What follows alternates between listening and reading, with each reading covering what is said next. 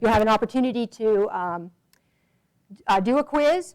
If you used all 3 of your attempts to do that quiz, then that's a problem because, you know, if I open it up and you still don't have any attempts there, that's not really going to help you.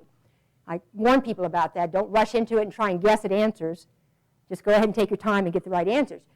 3 attempts to get 5 one-point questions is, I think, plenty of opportunities there. Let's see here. Here we go. So we've been talking about the second group of psychedelics. I introduced you to mescaline, the drug that is found in the peyote cactus.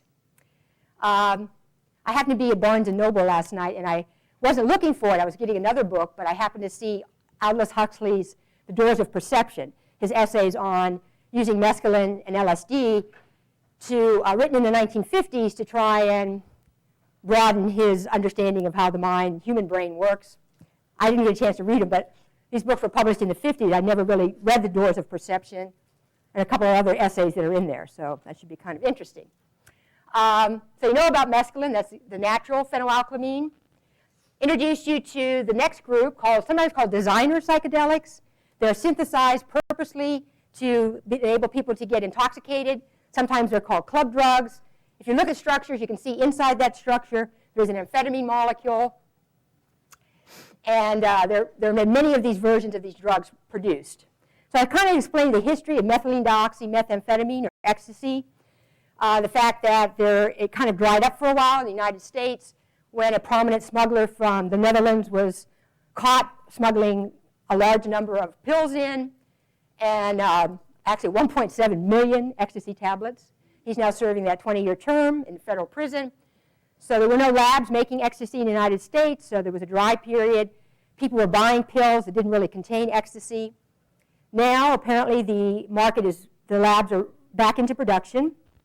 Remember, this is an illegal drug now, and people are buying things that are the drug, actually methylene dioxymethamphetamine. One of the new street names is Molly. So I had a student ask me in my class, 11:30 class yesterday, is Molly really ecstasy, the old ecstasy? And I said, from what I can tell, it is.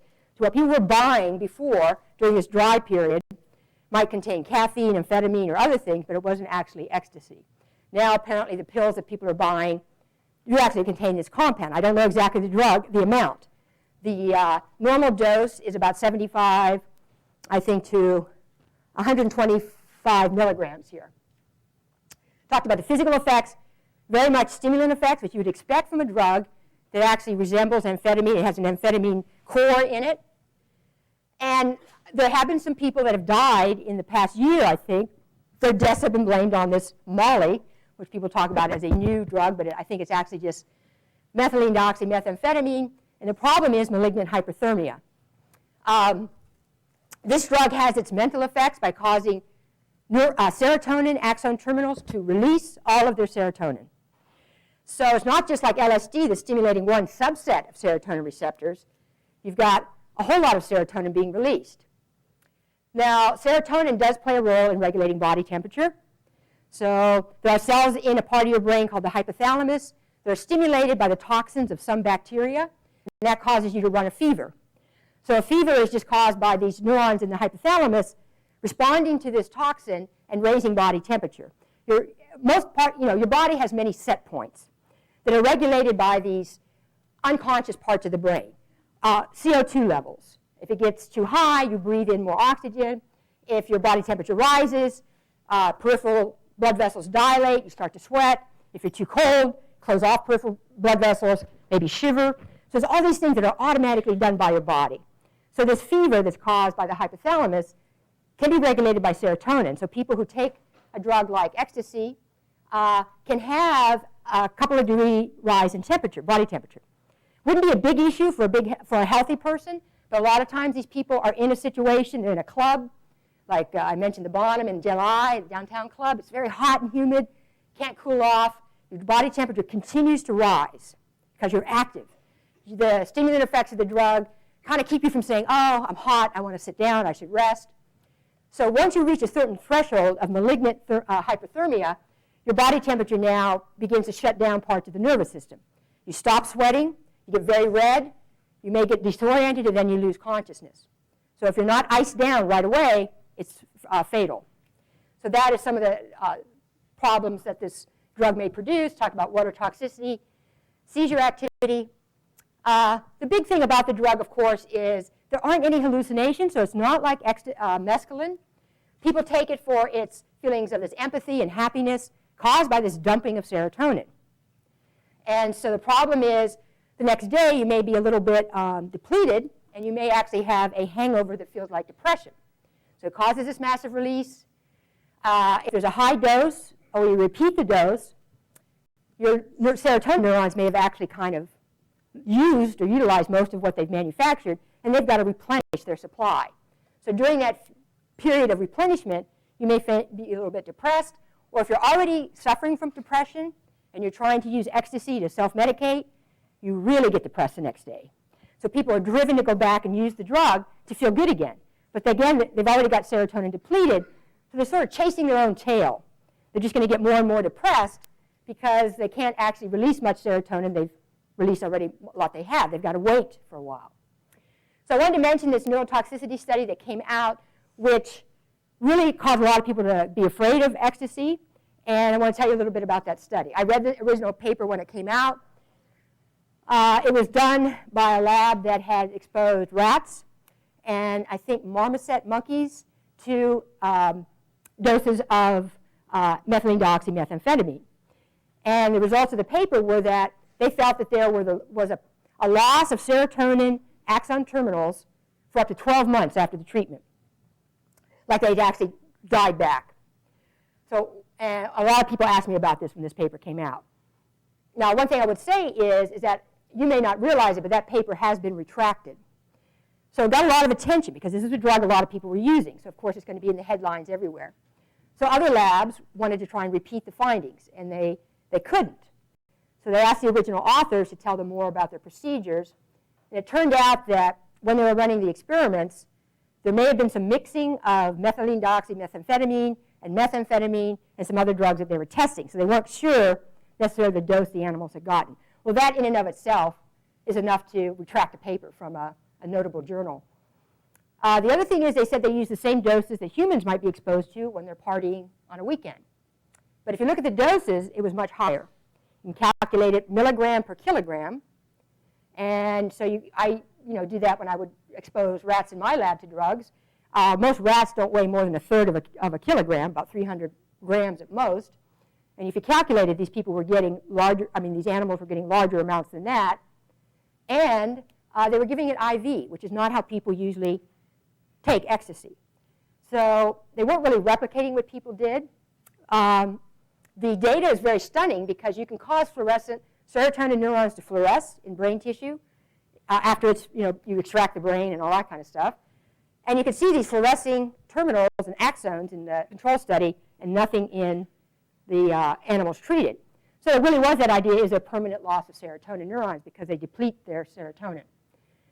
Well, whether or not, in fact, the paper's retracted is one thing, but I've had a lot of people ask me, do you think, they get worried something they would permanently damage their brain, lost their serotonin. I think the serotonin levels are replenished, but the big problem that I fear is people who are actually depressed feel so great when they take this drug because it's just like you feel perfect, there's empathy, happiness, self-awareness, heightened self-esteem, and then when it goes away, because every drug does, you don't get just back to normal, you get super depressed because if you're already suffering from that. And you can't just keep taking the drug, to maintain a high. You know that now. Even if you did, even if you weren't losing all your serotonin, the receptors that respond to it would be desensitized because they sense they're getting too much. So there have been people probably that have been so depressed, and maybe they would get to a point of suicide. People who go into are clinically depressed, it's a fatal disease if you have a serious case of it. Most people will attempt to kill themselves. So it's not a disorder where it's just you can just lift yourself out of it. It's just a matter of telling yourself to be happy. It is a disorder of the brain, and people feel bad enough that they'd rather be dead than wake up another day. So that's the picture you should look at with clinical depression. If somebody tells you, oh, you don't need to take any treatment for it, you don't need to see a doctor, it'll go away. Well, it's not always that case. And if it's untreated, eventually people get to a point in their 50s, then nothing will work. And it actually showed some autopsies of parts of the brain actually smaller in untreated depressed people. So it's something you have to deal with if people are really suffering from it. See a doctor, talk to somebody, because some of the outcomes are fatal, suicide. So I worry more about someone doing that. I also worry about someone unexpectedly in the next year or so, because they keep synthesizing more and more of these versions of these drugs, that they're going to, maybe by accident, as they synthesize more and more of these, right now there's about 150 compounds out there. So you're not even sure what you're getting. And it's possible that somebody might, by chance, actually synthesize a neurotoxin. And they wouldn't know it until people began to suffer symptoms. So people are being pushed more and more towards using synthetic versions of psychoactive drugs, even the cannabinoids, because they're afraid of flunking a urinalysis. So, but the thing is, the synthetic cannabinoids are not as predictable as the ones that you get from the plant. And the people that are synthesizing them aren't exactly, what would you say, top-notch synthetic chemists that are working for a drug company. These are people who are doing it to make the money. And I think it would be safer for people to stick with the natural compounds that we understand from a plant like cannabinoids, instead of always trying to come up with something synthetic that the antibodies in a urinalysis test won't bind to, and therefore they can pass that test. So I'll talk a little bit more about urinalysis. We talk about marijuana here. Boy, what happened to this formatting here? That's kind of, okay, let's see if I did that myself, or sorry about the formatting here. I just want to briefly mention this third group called antipsychedelics. These are drugs that come from plants. These are 4 plants that contain these anticholinergics. These hallucinogens are not named after their structure. They're named after what they do. They block acetylcholine receptors in the brain. So if you can remember belladonna, henbane, mandrake, datura, these are plants that have a long history with humans. They became you hear about them a lot during the what are called Middle Ages or Dark Ages in Europe. These were times when people believed in witches, possession, sorcery. The mandrake root is actually even mentioned in the Bible. It's always had very kind of mystical interpretations. Sometimes the root is actually shaped like a person, which would freak people out, the little arms and legs coming out. So they have a long history. There are some medical uses for these drugs. Wow, what in the world happened to this? I may have to go to let me go to another section. Your formatting here just got crazy. Hang on just a second. Actually, while I'm doing that, maybe I'll go ahead and ask you guys your question, and then I can get that out of the way, and then we will go ahead and I'll just go ahead and pull up another section's notes, because yours got kind of, I didn't notice this. I don't know if is that the way they printed out for you guys, or? Okay, I'm sorry, then I didn't notice that somehow or other their formatting had changed. So let me go ahead and just ask your question, and then I can open up another section of these notes. No problem. Now it will work, I promise. Boy, don't prove me wrong. Don't do that. Let's see here. Because this is a question I tried to ask you on Wednesday, so I'll go ahead and do it here.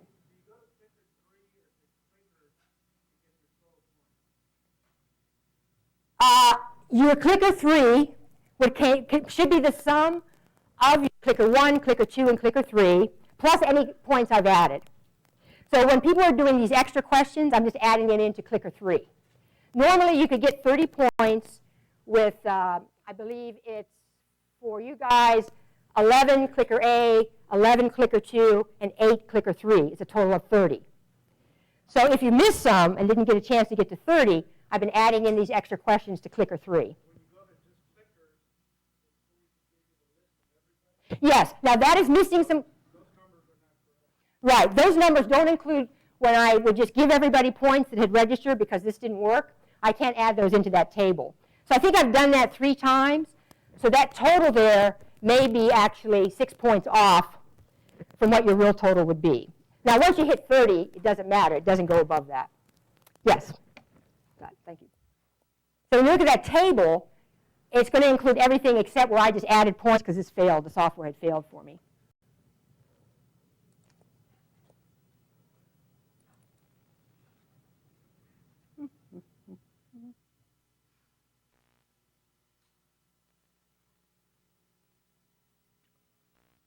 come back here.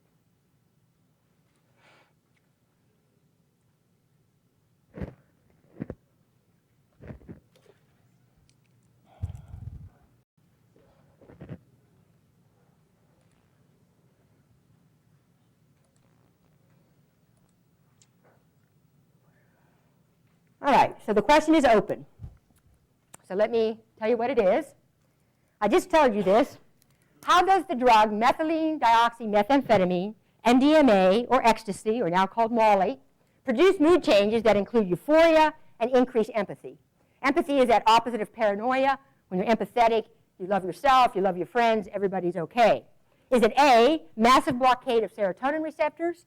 Is it B, massive blockade of acetylcholine receptors? C, massive release of serotonin from axon terminals? Or D, massive release of acetylcholine from axon terminals? So the first two talk about the receptors, the postsynaptic receptors, either serotonin or acetylcholine. The last two, C and D, talk about being released from the presynaptic axon terminal. Okay. So if you remember what I was just talking about before I decided to change the notes over, I told you how this drug works. And the consequences of it is that sometimes you do have depleted levels of your neurotransmitter. So when you're voting, remember you can only have 3 results. You get a green light, your vote was recorded, a red light, I didn't get your vote, or it turns off when you try and vote, low battery. Okay? So we have 103. I'm going to shut it down after a couple minutes, make sure everybody has voted. And now this will appear on that table now, because it's actually recorded by the console, and I can dump that table from the software. Can't really manipulate it much. It's just a web page that I make available to you. So we're sitting at 113, coming up on 2 minutes here. If you haven't voted, go ahead and vote. See what the answer is. If you get it wrong, make sure you don't miss it on the final, because it will be on the final. Okay, we're at 2 minutes. 114. Has everyone voted? All right.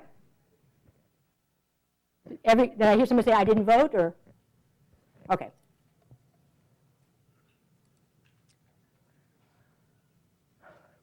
So the answer is C, massive release of serotonin. Okay? So all the serotonin axons, the cell bodies are in the brainstem. The axons go out and branch hundreds of times so they can have a global influence on the cortex. And when the drug is present, ecstasy binds to a little protein on the presynaptic terminal and causes the vesicles all to dump. Pretty much everything they have, or a lot of it, and that produces this striking mood change. So 81% of you got it right.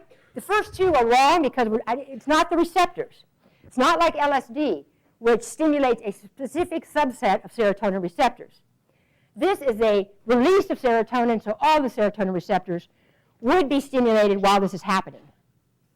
And acetylcholine doesn't have anything to do with this particular drug. I just mentioned the anticholinergics as coming from that plant. All right, so know the answer, don't miss it again, and we can move on now. So that little patch did work. I'm happy about that. Let's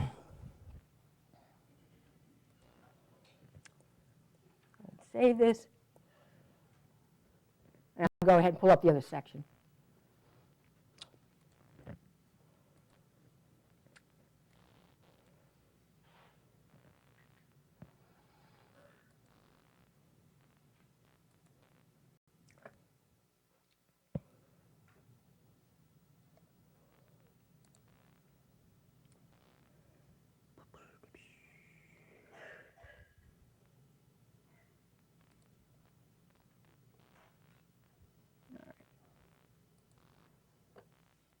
This is my Tuesday, Thursday, 8:30 section.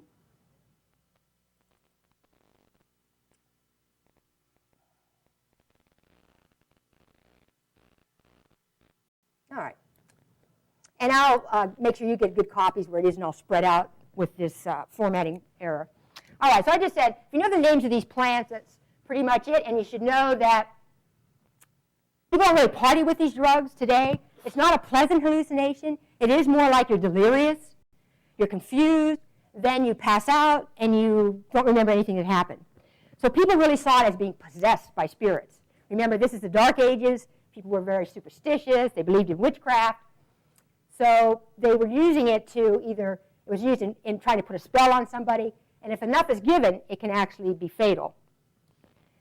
So you can cross through number 4. It does have medical uses, but I'm not going to get into those with you. And excuse the red formatting. I had just done that the other day to remind myself of something, and I forgot to change it. What you do need to know about the anticholinergics is how they work. So again, they work by blocking acetylcholine receptors on nerve cells in the brain. So when acetylcholine neurons release their acetylcholine, it can't do its effect on the target neuron because the receptors are blocked. And that induces this delirium. And also inability to remember what happened. You may know, just from general reading, that it is a problem with acetylcholine that is the basis of Alzheimer's disease. For unknown reasons, acetylcholine neurons begin to die in the brain, and you start losing cognitive function. So that's what's going on here. Okay, and you can forget about Jimson weed. It's an example of a type that grows here in the United States, sometimes called loco weed. If cattle eat it, they get kind of crazy. Some teenagers in the United States heard about this, you can get high on it, so they actually ate part of a seed pod of Jimson weed. We all went to the emergency room. It is not a pleasant experience. You're delirious, you're salivating, well, one of the things I thought it was associated with witches is your heart rate goes up and down. You almost feel like you're flying. So that's also associated with this witchcraft thing. Okay, now we're into the 4th type of psychedelic or hallucinogen, and I'd like to talk about that with you. So this kind of has a little bit of a grab bag here because they don't fit the other sections. The first drug is called ketamine, a synthetic drug that has been used and still is used as an animal anesthetic.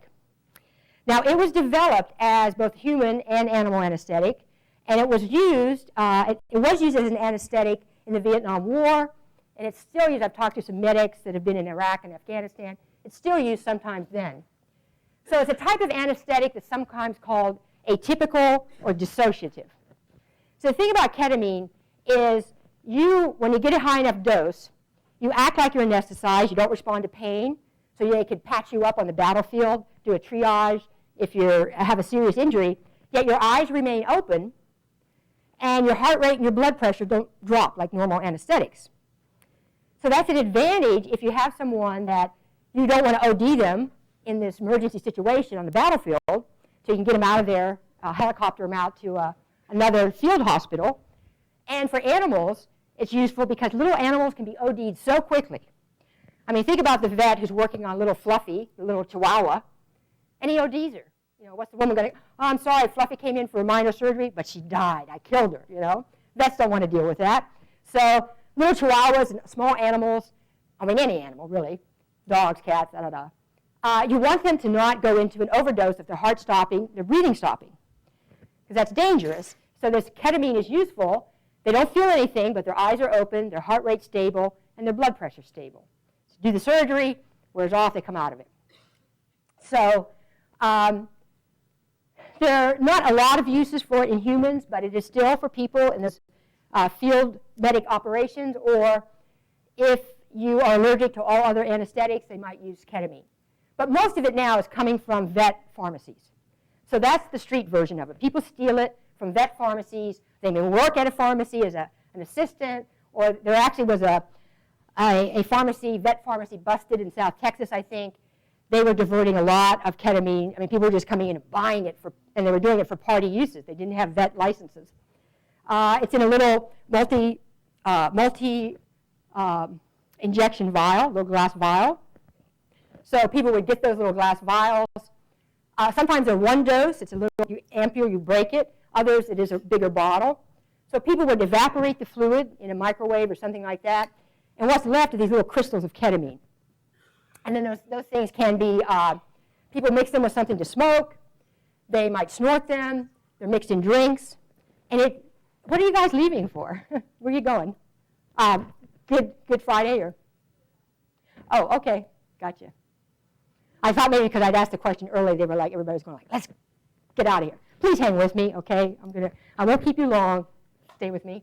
So what happens is that when people use it as a club drug, now they don't want to anesthetize themselves, okay? That's not the point. But they take a dose. Apparently they can mix it. I've used ketamine in my lab for so long with the rats. I never even thought about using it or trying it as a drug, a party drug. But I don't know exactly what it feels like, but people talk about the doses they want. It might produce this kind of detached, dreamlike state, because you talk about being kind of away from your body, dissociated from your body. Then people can mix it with alcohol, marijuana. Who knows what other drug they want to take? People mix it with LSD, ecstasy. People have these weird combinations they do of certain club drugs to get the buzz they want. So there are people that actually inject ketamine IV. There are some people who become really compulsive users of it. And they actually go into this. They actually put themselves almost in an anesthetized state. They just kind of disappear for a while in terms of they're not doing anything. Talk about being in a K-hole, which is where the reality recedes and you're kind of in this little black box, which I think would be kind of what you would call a anesthetized state. But that's people who are really into the extreme doses there. So it does kind of reduce some pain sensation. So people have talked about using it and then bruising themselves or cutting themselves and not feeling it until the next day when they notice it. Wow, how did I do that? So that does kind of dampen some pain. Now its cousin, phencyclidine, is different. So you need to remember, ketamine is still used. Okay? Phencyclidine was also first developed as a human and vet anesthetic, but it has been taken off the market. So nobody uses phencyclidine.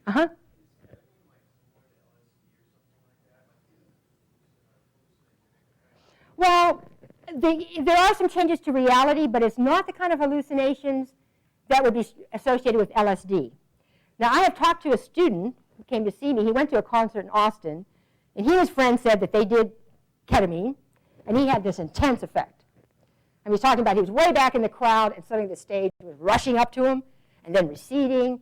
And he was looking at people, and that little effect, that it's a trick of cameras. You can swirl it so images get kind of swirled, like faces are suddenly swirled. He said that was happening to people. I don't know. The thing is, the problem is, I don't know what he really took. It's so hard to be sure that you get the drug you think you got. He said it was in some kind of a capsule. So what I think is it's not so much the strong hallucinations, but it's more like, it's this detachment.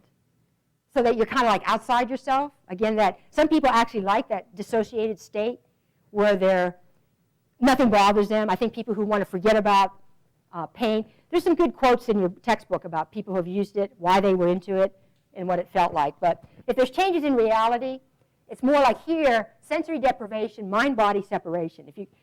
It's that kind of hallucination, okay? And so it is a little bit different. It's not working through the serotonin receptors. They just figured out, you guys don't have to know this, but it's working through a glutamate receptor, a neurotransmitter I haven't really talked about. So both of these work through that receptor. People have finally figured out. So the thing about phencyclidine is when they first was used as an anesthetic for people, when they woke up from anesthesia, they were very paranoid, they were frightened, they were combative in the recovery room. So people were like, that's not a very good effect. And so even vets withdrew it because they didn't want to have to deal with it. So the only source of phencyclidine today is illegal labs. So the street name PCP for phencyclidine. Another name was angel dust because a lot of labs were in Los Angeles, City of Angels. It was pretty cheap to manufacture, not that hard. People were calling it poor man's cocaine, all kinds of stuff. So, of course, it's nothing like cocaine, but it is a white powder. I think I showed you that slide. It can be in a liquid, it can be in a powder, however people are preparing it. So it's illegal, and people, again, can mix it in liquids and dip something like a joint or a cigarette in there or a little cigar. It can be snorted. People just take a tablet. Some people inject it, okay? IV use of any drug is, really the most intense, probably frightening thing to do. A lot of times people do have this kind of paranoid, fearful reaction. So it seems to have a more intense effect than ketamine. It may interact with the receptors more strongly, so it's a little above in terms of what people feel.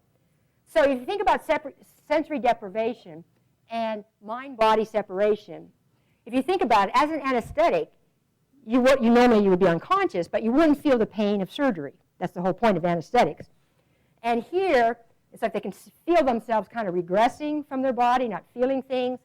Sensory deprivation, again, you're like in this little box. It's a very complicated drug, and most people should be wary of it. I would not say things, I would not recommend anyone messing with it too much. People talked about low doses, moderate doses, and high doses. That's kind of hard to predict. If you want to, you can cross it out. What I do want to say about PCP is what's in red here.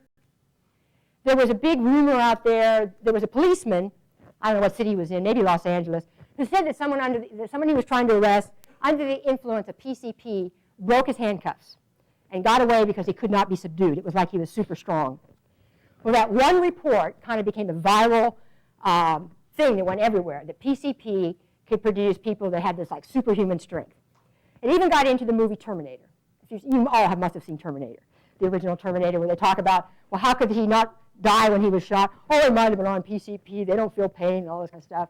And I think there's another movie that referenced PCP and superhuman strength. Well, first of all, no one can break handcuffs if they're put on properly. They're tensile steel. So whatever this cop says, he did not have those handcuffs on properly. Or the guy somehow, some people can actually dislocate a thumb, slip out of handcuffs, okay? So that there's nothing in the world that could say that you are now super strong.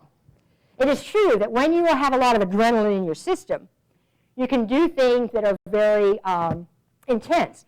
But even though the idea of the woman lifting the car off her son, being superhuman strong, that actually has some problems with it, okay? In terms of, there's nothing that would allow you a small woman to lift a car just because she had adrenaline in her system. But, those things are out there, there's rumors. But the thing is, people who are under the influence of PCP are super paranoid. So when they're being arrested, they assume the cops are trying to kill them. And when you're fighting for your life, you will fight hard, okay? Think about it. You're fighting for your life. And normally, if you hit a suspect on the bridge of the nose with a nightstick, they will go down, okay? It's very painful, or at least back up. It shocks them. There are painful subdue tactics that police use, and when these people didn't respond because their sensations of pain were reduced, again, there's that idea that they're super strong. You just can't get them to go down. So the combination of the two things, they fight violently because they think you're trying to kill them, because of the paranoid state, and they're not responding normally to painful stimulation that normally helps you subdue someone. So that's what's going on there. I want to make sure that people recognize that. The whole rumor about PCP is so funny how an event, finally people were able to trace it. Where did this ever get started? And they traced it back to a single police report that a man under the influence of PCP broke his handcuffs.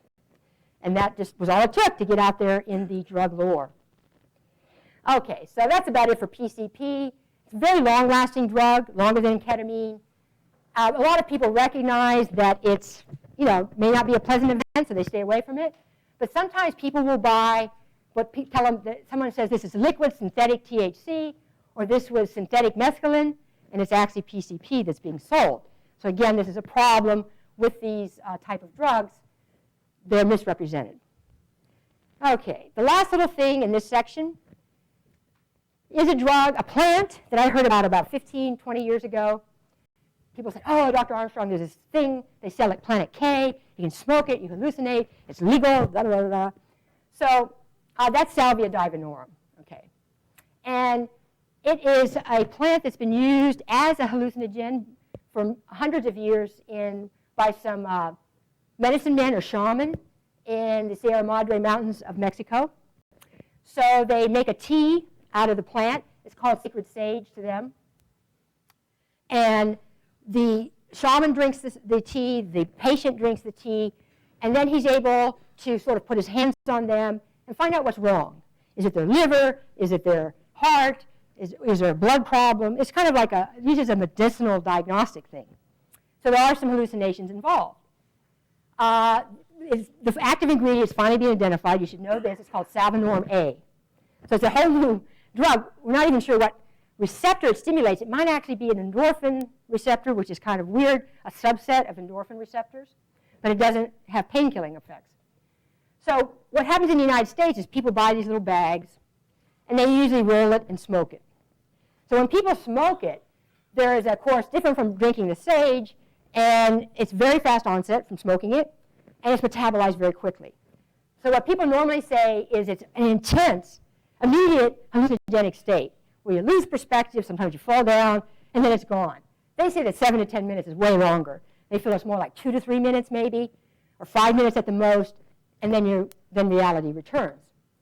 So this has had so much associated with it also, misinformation. Some Ohio congressman said it's the new marijuana. Where's this guy coming from? It's not at all like marijuana. It will never be like marijuana. Most people I know that have done it are like, been there, done that, don't care to do it again, okay? It's a abrupt, effect, and it's not something you could, have fun with when you go out with your friends and actually do things. So that's the whole idea. It's still being sold. They label it yellow, orange, red in terms of potency. A lot of young people will try it at least once, and in some places they've already put it on Schedule 1 or trying to, because it's, there's rumors that someone committed suicide using it. Well, there's a problem when you have people who are committing suicide that are blamed on a specific drug, because suicide is a complex thing related to clinical depression. And once that happens, or once someone dies from who knows what combination of drugs, that is going to be a red light for most parents, police, and authorities. And I recognize that. No one wants to see a young person die for any reason. And so there have been people who have had a big campaign against the drug. As far as I know, in Texas, it's not, I haven't gotten into a Planet K in years. I don't know if they still have it. All right, so the last part of this class is going to be on marijuana. So I think it's very good. I've got a lot of new information on marijuana, how the the compounds work, delta-9 tetrahydrocannabinol, and some of these new synthetic cannabinols that are out there, and also some comments on the social changes that have recently happened in our society concerning marijuana. So I'm going to let you go. So on Monday, we're going to start marijuana. You maybe want to look at those notes in the book a little bit. On Sunday, all the quizzes will open, and they will close on Sunday's the 20th. They will close on the 27th at 11:59. If you have not completed any by then, I'm sorry, you won't get those points. Mm-hmm. I have 25 points on mine. Mm-hmm. Well, you'll get 2 from today, Right. and that'll be 28. Is your total 270 yet? Well, when the quiz is done and everything, Yeah, then once you want to go ahead and get your 30 clicker points. right. So you'll have 28 from, today. You said you had what? 20? 25. Oh, 25. So you have 27. Next week there's 3 more 2-point questions. So I'm sure you can get to by. The ones from before, do they already counted to the I-53 or? Yes, they've been added. So the ones from Wednesday have already been added. I've added 2 points in there. So that if you're at 25 now, you go to 27 after today, and then Monday 29, and then Wednesday 30. You'll be done. Mm-hmm. Mm-hmm. I switched stuff out of my backpack and forgot my iClicker today. Is there any way I can still get the points? Is this going to make a difference as whether you get 30 or not? I have 27. So. Yeah. You'll have it by, so right now you have 27. You would still have